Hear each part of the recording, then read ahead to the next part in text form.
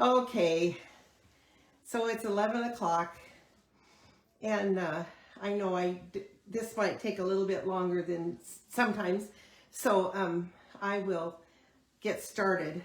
And if anybody is on here that I don't know about, you can always come back and see the front. I'll edit it for YouTube, but I can't edit it for Facebook. So there's I had some difficulties with my phone. It kept wanting to go off. So hopefully we're set and ready to go. So today I'm going to show you, first of all, I started out with the Flowers Fair stamp set. I wanted to share that. And then I thought, well, I'll share how to do the highlighting in the process, because I love this technique. I think it's just beautiful. And so the Flowers Fair is this, oops, I just ripped my paper. Ah, that was nice. I have to repair that. I don't like to do that. So this is sorry, I messed up. This is the Flowers Fair stamp set. It's just one large stamp set. And I really went crazy this week on this because it's so beautiful. And I think I made 9 extra cards. It's because I couldn't quit. But here we go again. My throat goes. So I'm going to show you how I did this highlighting, because I think this highlighting really is great for this card. And so I want to share how to do that. And I'm actually going to use the Stampin Positioner. This is great for these large stamps. There is a big, the large acrylic block, but this works great by using the Stampin Positioner, because if you don't get it right the first time, you can always add more ink to it. So I'm starting with a piece of paper, and I'm going to line it up on this 2-inch line, and then right against these pegs, so that I cannot stamp this. I cannot use the magnets, because it stamps all over, so I can't use the magnets. So here's the Stampin Positioner. So I want it to be, I'm going to line it up to where I want it, like this. Okay. Then I bring in the acrylic top and press it down, and it's probably going to lift up the paper, so then I have to just put it down, and it excuse me. So I'm just going to put it down like that. So now I'm going to ink up my stamp. So I'm using the black Tuxedo black Memento ink. And I'm going to ink it up really good all over, because I want it to get a good impression. And then I put it back on the, line it up on the corners, press down, and then I'm going to press really hard all over the ink, all over the stamp pad. If you're like me, my hands are chubby, and it's hard to use that large ink, that large acrylic pad. It'll work. It works great, but this will work so that if I don't get a good image, then I can add more ink. Okay, now we'll see how that came out. Just pull it off. Oh, I did. It came out perfect. So that's one tip about the Stamp Positioner. Hi, Gwen. I know. Excuse me. So now my next step is to put the stamp ink pad away, so I don't get it all over everything. So my next step is I'm going to use the 2 3/8 inch circle punch. So this is the 2 3/8 inch circle punch. And I'm going to go in, and I'm going to go as far as it'll go. And I'm going to just punch out the circle. So now I have this and this. And the first thing I'm going to do is color the flowers. So I use the fine tip pretty much all the time because I have more control over it than the brush tip. The brush tip is great for certain things, but I really like the, and so I'm using my Highland Heather, and I'm just coloring in kind of where these lines are, and just kind of, this is the dark, and then I'm going to use the light, and I'm going to just add that color in, and just color, okay, I have to take my glasses off so I can see. I need new glasses, pretty bad. And then you just kind of blend that. That's why they're called blends. So you just kind of blend that dark color into the light, so you have a nice little, you know, it gives it dimension when you add the two colors.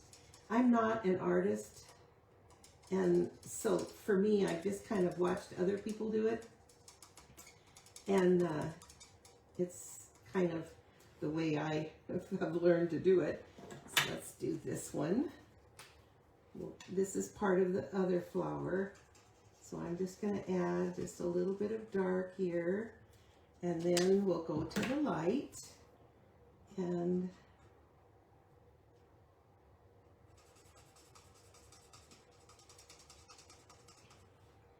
just add that color, all of that in there. And then we'll have the green for the leaves. So we're going to color all of the leaves. That's why I said this would take me a little bit longer today, because I'm doing the coloring, and that always takes, and I could have done it before, but I just wanted you to see this. And we'll just add some green. This is Granny Apple Green, which is one of my favorite for leaves. And then this is the bottom of the flower, which is green. And there. And then we'll have, I'm going to use some Pretty in Pink for the smaller flowers, and just color them real quickly. Won't take long. Thanks for joining, Gwen from North Carolina. How's your weather down there? Hi, are you into the thunderstorms and stuff they're getting?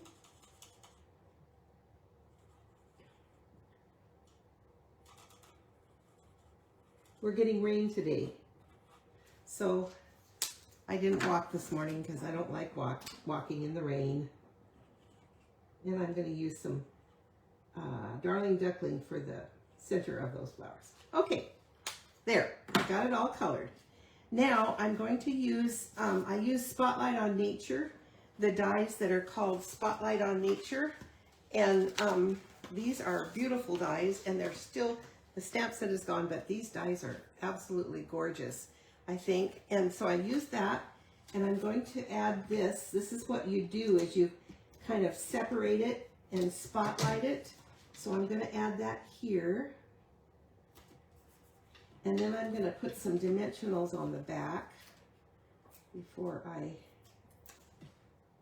add it back in. And so now we're going to take this and we're going to add this back in, and we're going to line it up so that it matches. Oh, there's some green I didn't get.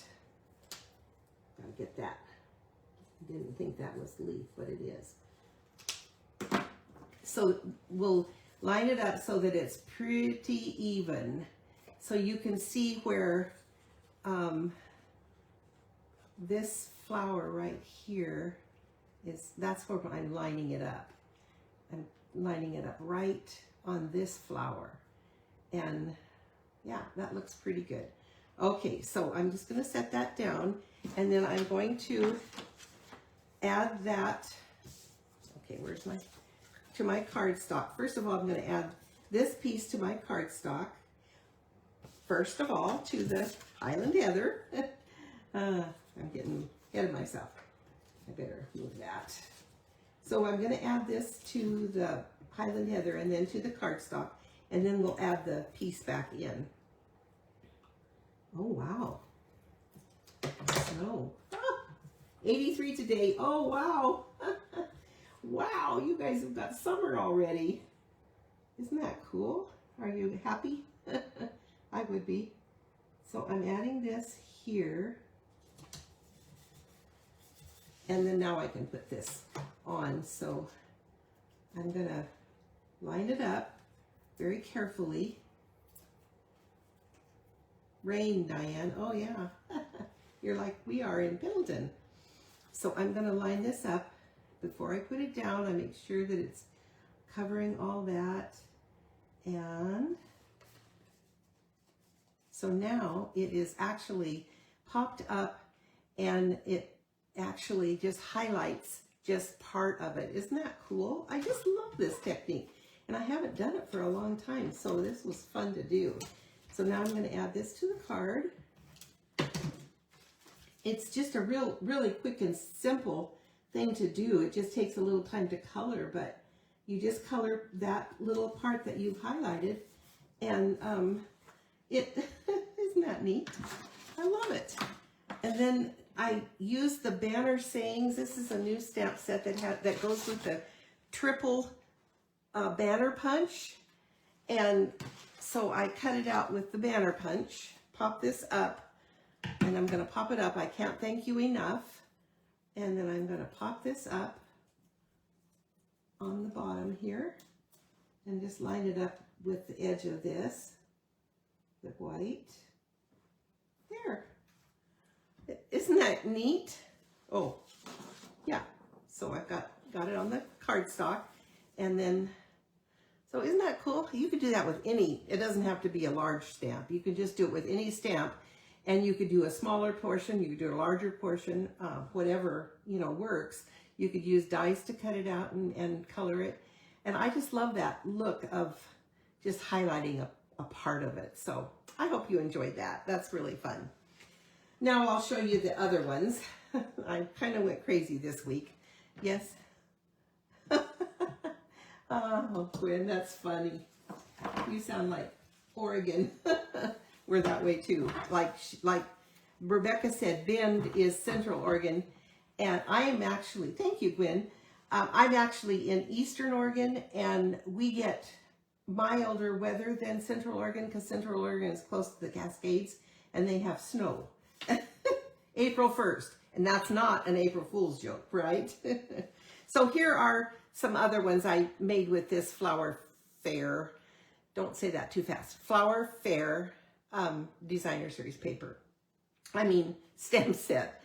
So this one I stamped in Granny Apple Green instead of the black, and then I colored with Peach Pie and Lemon Lolly, and added some little, and I used a perennial postage stamp dies and cut out these two pieces. That's one. And this one, I stamped I stamped it, colored it, and then I cut it apart so you can see that I have the cloud cover. And I use cloud cover behind with a cloud cover ribbon. I think that's really pretty. And then this one, I just made it, use the party banner dies, and I cut them off, and I just love these. I think these cards make so cool. You know, when you do the die, and I should have brought the die over, but it cuts out this whole piece, so you just actually put the die just above so that it doesn't cut that top, and then you have a card that's just already made. And this one I thought was beautiful. This is using Summer Splash, and I used the dark and light Summer Splash and just added some highlights to the colors. And that's Summer Splash. That's one of the colors. Peach Pie and Summer Splash, Shy Shamrock, Pretty in Pink are all going away. So this one, I saw this on Pinterest, and I've forgotten now who did it, but this is the paper, and then you just cut off stamp the top part. I stamped the whole thing and cut it off. And I think that's very pretty. And I use Lost Lagoon behind it. So that's another one. And these two, I stamped and colored, and then I made 2-inch pieces and made 2 cards out of one coloring. So that was kind of nice. And I used the Beautiful Patterns Designer 3D embossing folder behind that. And so now I have two cards, a thank you and a birthday. And so this one is quite bright. So some of them are more subtle, and this one is bright. And I use the Petunia Pop. And of course, Petunia Pop is another one that's leaving, and I'm sad about that because I love that color, and I know a lot of you do. Thank you, Rebecca. And then this one is Lost Lagoon, and I colored the Lost Lagoon and Lemon Lolly and Granny Apple Green, and I thought that was gorgeous. Added some of the antique pearls, which I colored in Lost Lagoon. So if you buy the antique pearls, you can use your blends, the brush end, and you can get a different color for everything. You can match anything. I'm not going to have room here. And last but not least, if you don't feel like coloring, just get some of your Designer Series paper. This is Designer Series paper, and I just stamped over it. Very, very simple.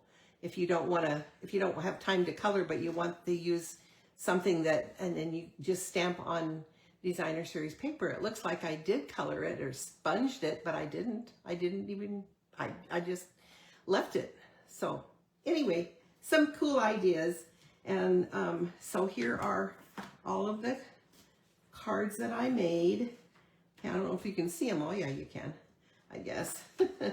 And I couldn't quit. I actually did these on Monday. I should say I didn't have anything else to do. I did have the other things to do, but I took time out and made a ton of cards. So I hope you enjoyed this. And couple of things. First of all, the new catalog will be starting May 6th. And for those of you that are my customers, I'm sending you catalogs. I ordered them. Thank you, Rebecca. And I ordered the catalog. So you probably will get them about the 3rd or 4th week of April. And then it goes into effect May. Today started the last chance list for the mini catalog, January to April mini catalog, and the annual catalog. So there's a lot of things retiring, and they're on, thank you, Yvonne. They're on the last chance list. So if you were thinking of getting something from those 2 catalogs, I recommend that you go in and look before they're gone, because once they're gone for good. Another thing, I did a video, not a live Facebook Live, on making boxes. In the January to April catalog on page 45, there is a cookie box. And so one of my customers asked me how to make that. This DSP, I'll have to look it up, Rebecca. I know what it is. It's that beach one. The one that has the beach. It's in the January to, I think it's in the January to April catalog. I'll put it below once I can't remember the name of it, but it's the one with the what's it called? I lost it. I'll put it below. But I made boxes, and I did a video, so you can find it on below here, the black and white one. The black and white DSP. The black and white one. This one? Black and white one. Oh, this one? No, I don't know which one you mean. So I want to show you, I made these customized boxes. Okay, back to what I was talking about. There's a cookie box on page 45 in the January to April mini catalog, a little cookie box. And my customer, the base for your cards. I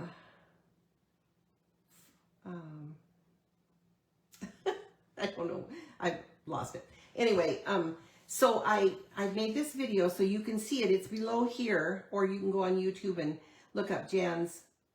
It's a stamp, yeah. So it's Flower Fair, this one.